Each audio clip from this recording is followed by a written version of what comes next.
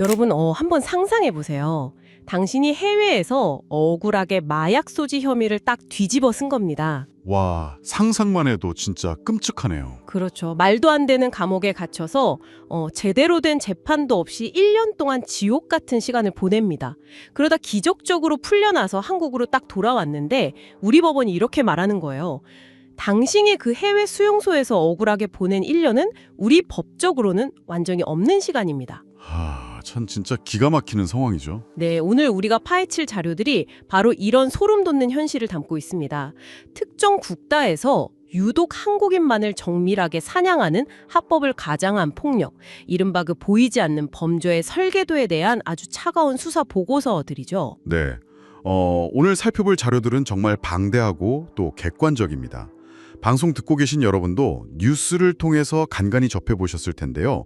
그 해외에서 한국인이 연루된 마약이나 성매매, 도박 사건들 말이죠. 네, 저도 뉴스에서 본 기억이 나요. 근데 오늘 우리가 언론 보도랑 법원 판례 그리고 현지 공관의 자료들을 쫙 종합해서 분석을 해보면요.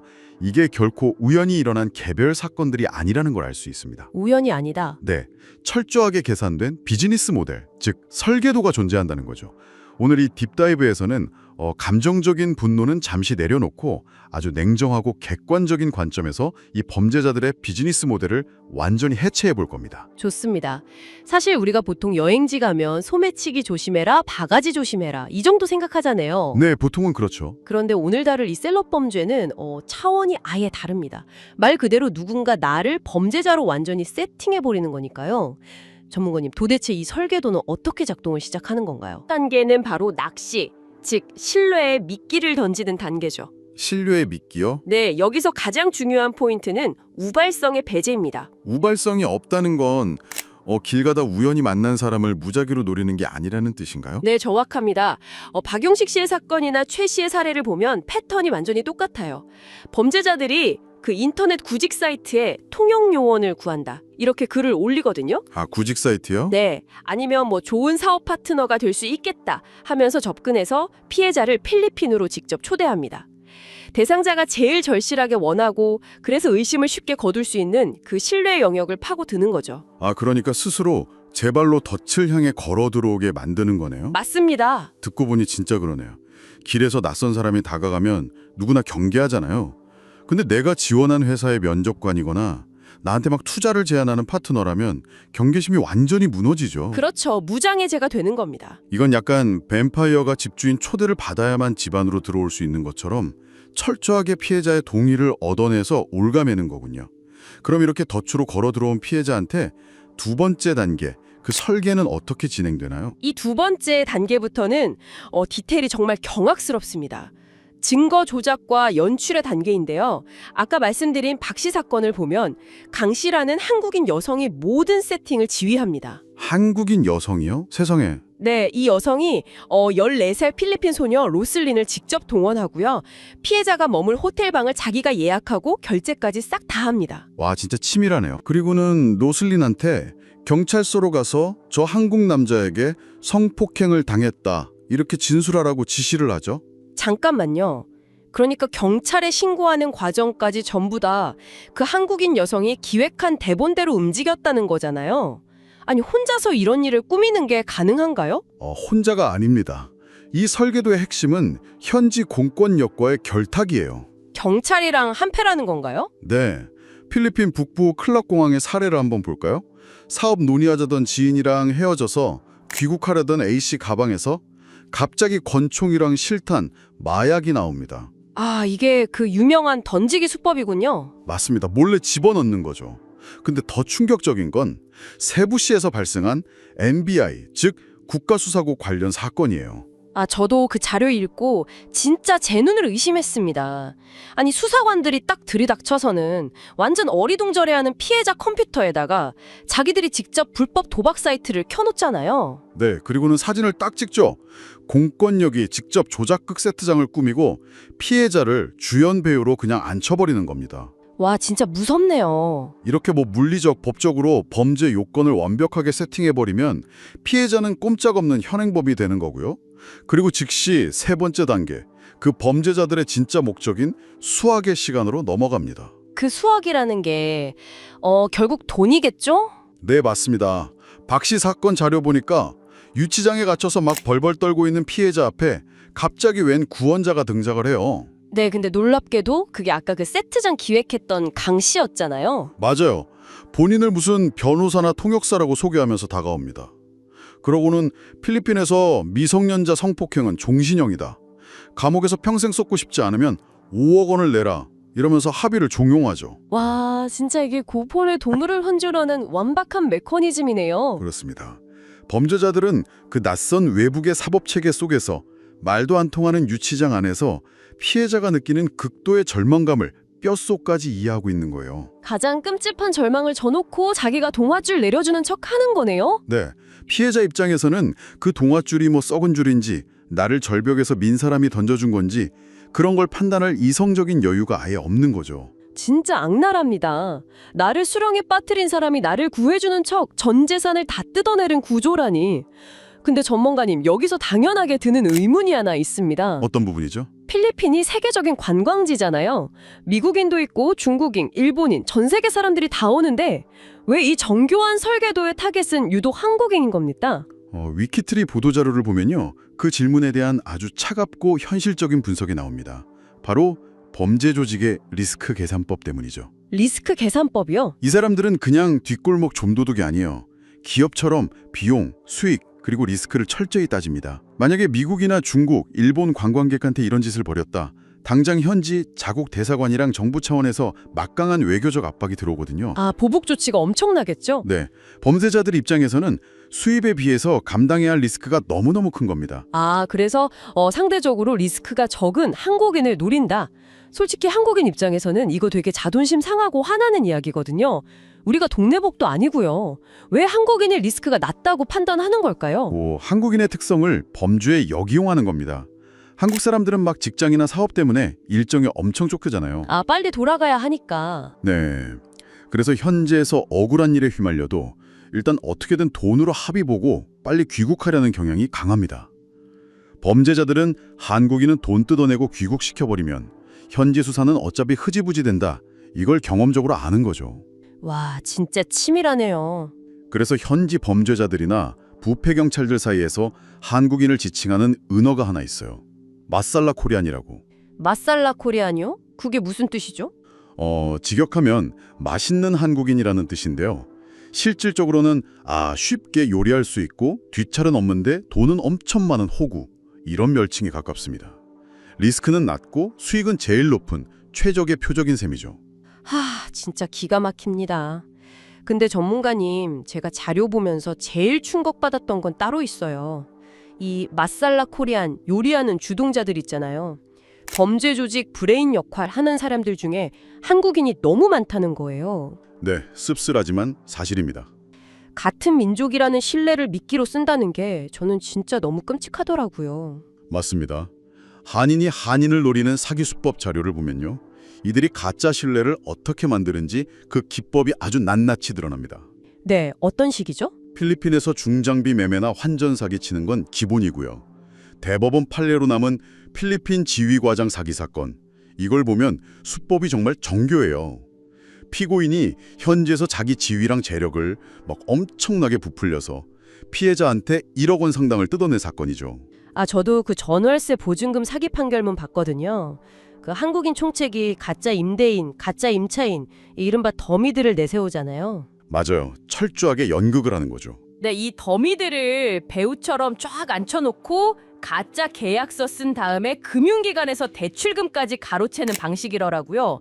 완전 조직적인 연극팀인데 도대체 한국에서 어떤 사람들이길래 남의 나라 가서 이러고 있는 걸까요? 여기서 아까 그 미성년자 셋업 지휘했던 강 씨의 배후를 좀 볼 필요가 있습니다. 정중우라는 가명을 쓰던 인물인데 본명은 박모 씨거든요. 실명이 따로 있군요. 근데 이 사람은 필리핀에서 갑자기 범죄자가 된 게 아니에요. 이미 한국에서 마약이랑 상습 사기로 지명수배를 받던 도망자였습니다. 한국에서 죄 짓고 도망친 범죄자들이 거기서 아예 판을 벌이는 거네요. 그렇습니다. 한국에서 쌓은 사기 노하우를 그대로 들고 가서 필리핀 부패 경찰들을 돈으로 매수하는 거예요.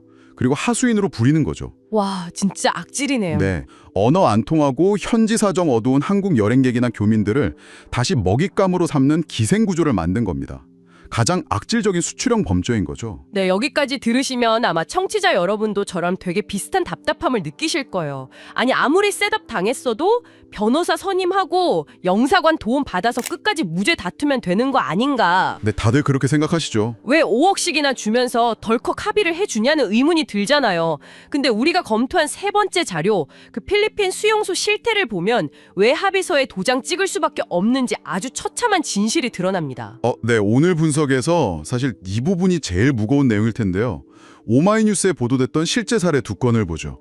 2005년에 가정보 살인 누명 썼던 조광현 중사, 그리고 2009년에 마약 소지 혐의로 잡혀간 김규열 선장 사례입니다. 네, 기억납니다. 이분들이 갇혔던 교도소 환경은 단순히 열악하다, 이 말로는 도저히 설명이 안 돼요.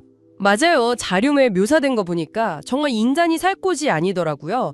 몸무게가 95kg이었던 건장한 김 선장이 수감 1년 만에 65kg으로 무려 30kg나 빠집니다. 네, 아침에는 고양이 죽이 나오고 점심 저녁에는 거의 개밥 수준의 음식이 나왔다고 하죠. 치약, 비누 같은 생필품은 아예 없고 치통이 너무 심한데 치료를 안 해주니까 그 마취도 없이 스스로 생이빨을 3개나 뽑으셨대요. 아니, 이거는 거의 고문 아닌가요? 인권 유린을 넘어선 완벽한 고문이죠. 근데 우리가 구조적인 관점에서 봐야 할 건 이게 단순한 예산 부족이나 행정 실패가 아니라는 겁니다. 그럼 뭔가요? 부패란 현지 공무원들이란 경찰들이 이 지옥 같은 구금 환경 자체를 범죄의 무기로 쓰는 거예요. 여기서 도저히 못 버티겠지. 그럼 돈을 내라. 이거죠. 아, 보석금이라는 그 합법적인 제도의 탈을 쓴 인질극이네요. 정확합니다. 조광현 씨도 결국 60만 페소, 우리 돈으로 한 1,550만 원 보석금을 내고서야 그 지옥에서 일단 빠져나올 수 있었거든요.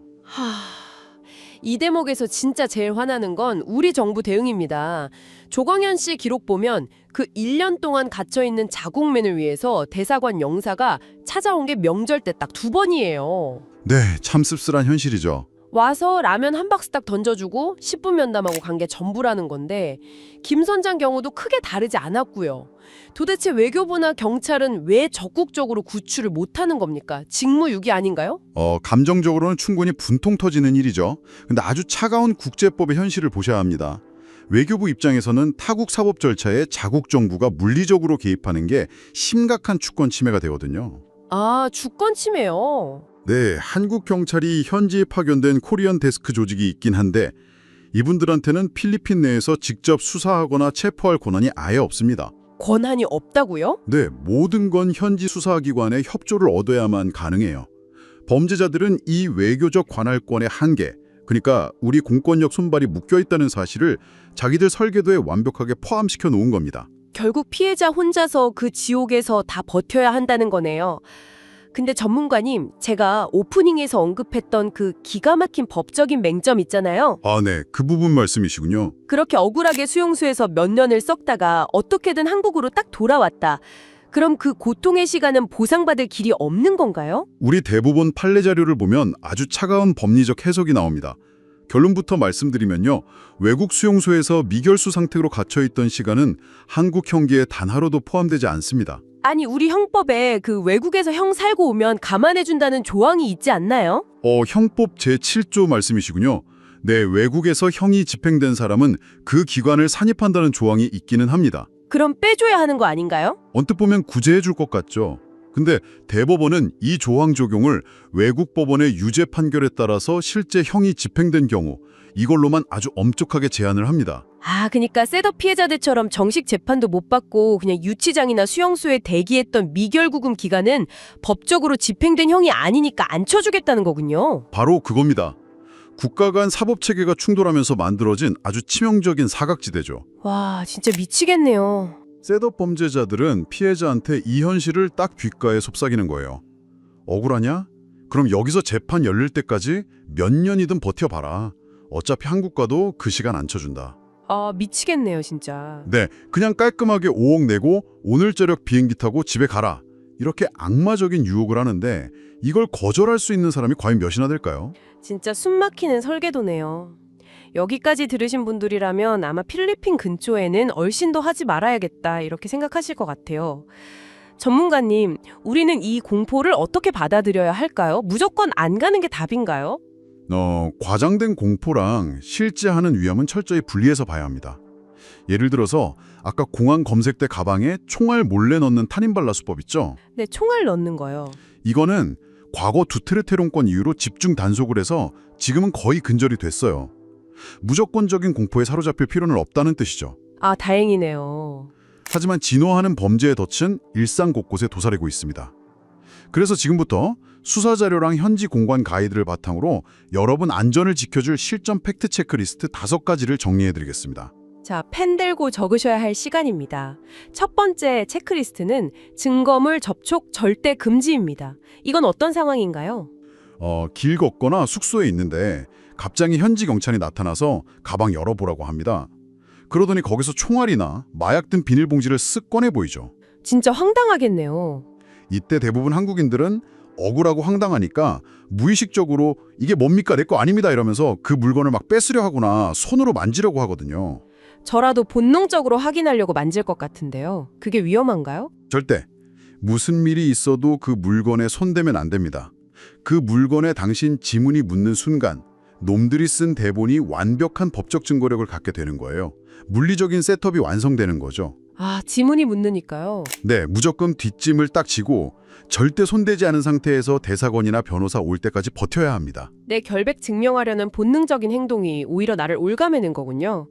명심하겠습니다. 자, 두 번째 리스트. 선의의 단절입니다.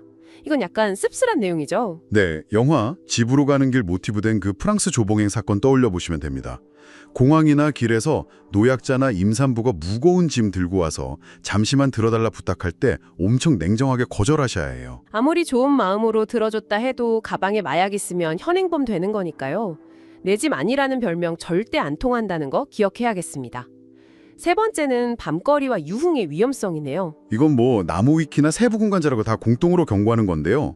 해외 나갔다는 해방감에 치안 불안한 곳에서 야간 외출하거나 막 로컬 클럽 가는 분들 있어요. 여행 가면 기분 내고 싶으니까요. 근데 현지에서 모르는 사람이 다가와서 막 호의 베풀며 술 사주거나 성매매 유도한다.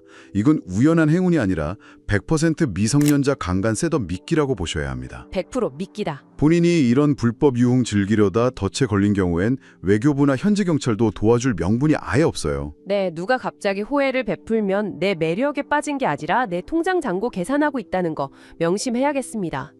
네 번째 리스트는 실전 준비물이네요. 현지 앱과 필수 서류 준비. 같은 앱을 쓰시고요. 앱 사용은 필수군요.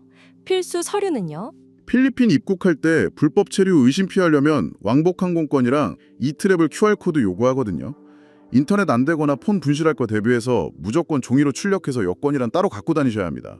자, 마지막 5번째는 약간 심리전 관련된 내용입니다. 영사조력의 현실적 기대치 조정. 만약 최악의 상황에 처해서 셋업에 진짜 걸렸다. 그럼 즉시 대사관이랑 한인 변호사한테 연락을 하셔요. 근데 여기서 중요한 건 대사관이 무슨 영화처럼 특수부대 쫙 보내서 바로 구출해 줄 수 없다는 이 냉정한 현실을 인정하는 겁니다. 그러니까 구출팀 기다리면서 막 수동적으로 있지 말고 스스로 단단해져야 한다는 거군요. 맞습니다.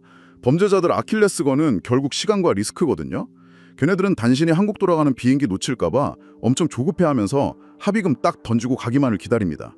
아, 비행기 시간에 쫓기는 걸 노리는 거군요. 네, 이때 역으로 나는 비행기 일정 미루고 내 직장 1년 안에 있더라도 절대 돈 안 주고 끝까지 법정에서 싸울 거다.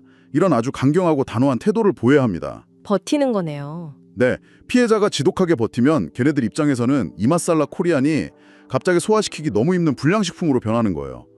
리스크 계산이 흔들리면 지들 스스로 덮을고 도망갈 확률이 확 높아집니다. 와, 마지막 조언 진짜 현실적이네요. 가해자들의 계산기를 아예 고장 내버리라는 거군요. 자, 오늘 우리는 현지에서 한국인만을 정밀하게 사냥하는 보이지 않는 설계도를 샅샅이 해보해봤습니다. 낚시부터 설계 협박까지 이어지는 타임라인, 범죄자들의 차가운 리스크 계산법, 그리고 우릴 보호하지 못하는 법률 맹점까지요. 네, 오늘 우리가 함께 검토한 이 차가운 수사 보고서는 여기서 일단 끝이 납니다. 치밀한 설계도가 우리 눈앞에 실체를 딱 드러냈죠. 네, 그렇네요. 근데 여러분께 꼭 던지고 싶은 마지막 질문이 하나 남아 있습니다. 어떤 질문이죠? 범죄자들은 항상 한국인은 귀국해버리면 끝이다. 한국 정부는 여기까지 안 쫓아온다. 이런 오만한 계산을 깔고 움직이거든요. 그렇다면 이 완벽한 계산을 산산조각 내기 위해서 우리 사회랑 정부는 해외 자국민 피해를 지구 끝까지 추적해서 징벌할 새로운 시스템의 설계도 과연 이걸 그릴 의지가 있는 걸까요? 무거운 질문이네요. 첫 화면에서 이야기했던 그 연극 무대가 다시 떠오릅니다. 나 혼자만 대본 못 받고 올라간 그 무대요. 범죄자들은 이미 파국이라는 결말을 써놓고 기다리고 있죠. 하지만 오늘 심층 분석 끝까지 들으신 여러분은 이제 그 무대 뒤 장치랑 속내를 모두 꿰뚫어 보게 되셨습니다. 네, 아는 것이 힘이죠. 오늘 우리가 공유한 지식 그리고 이 5가지 생존 체크리스트가 낯선 환경에서 당신을 지켜주는 가장 강력한 무기가 되길 바랍니다. 딥다이브가 던진 마지막 질문에 대한 답, 각자 한번 깊이 생각해 보셨으면 좋겠네요. 저희는 다음 시간에도 세상을 보는 새로운 시각 담아서 찾아오겠습니다. 지금까지 딥다이브였습니다.